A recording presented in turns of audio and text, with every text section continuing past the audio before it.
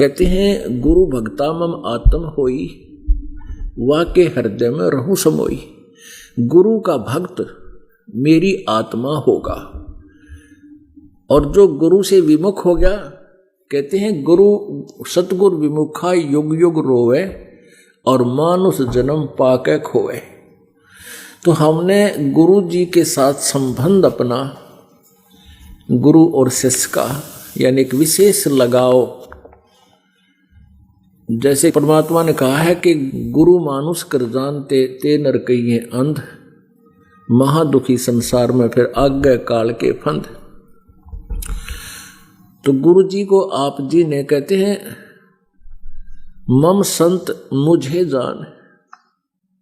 कबीर परमेश्वर कह रहे हैं मेरा संत, मम संत मेरा संत, और मुझे जान, मेरा जो संत है उसको मुझे ही समझ। यानी परमात्मा कह रहे हैं मेरे संत को मुझे समझ, परमात्मा समझ। मम संत मुझे जान मेरा ही स्वरूपम। तो जैसे गणित में एक ऋण का प्रश्न होता है, उसमें मूलधन ज्ञात करना होता है,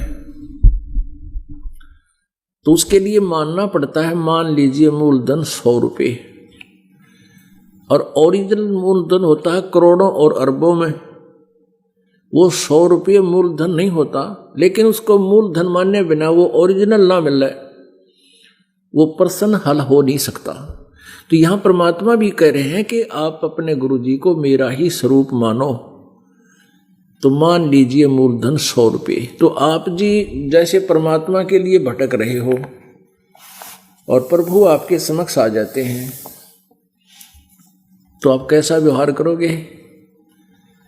आप यहाँ ये दास बैठा इस आश्रम में, और आप यहाँ किस लिए आते हो? इस दास के दर्शनार्थ और ज्ञान सुनने के लिए, आशीर्वाद पाने के लिए, अपना कल्याण कराने के लिए। और यहाँ आकर के आपके अंदर ये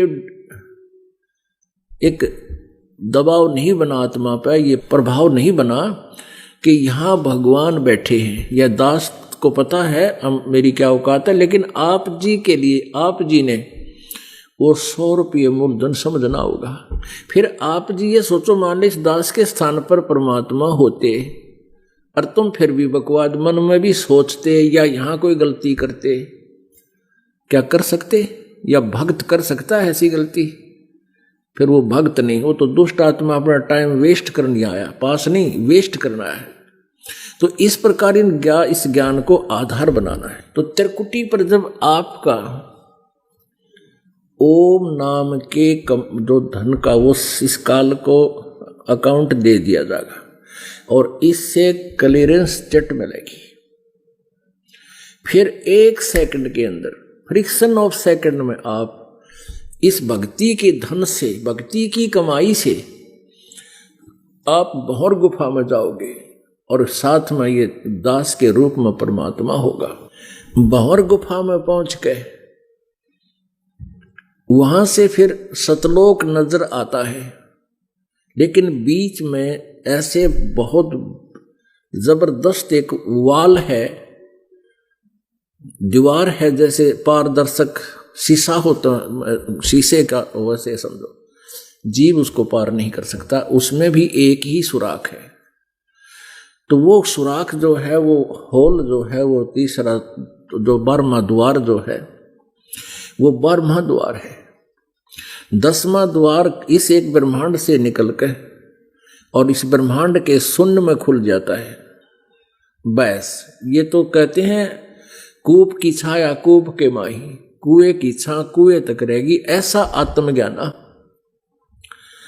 11वां द्वार है काल के 21 ब्रह्मांड को पार करके और परब्रह्म के उस अक्षर पुरुष के 7 संग ब्रह्मांड वाले अक्षेत्र में प्रवेश करते हैं, वो 11वां द्वार है।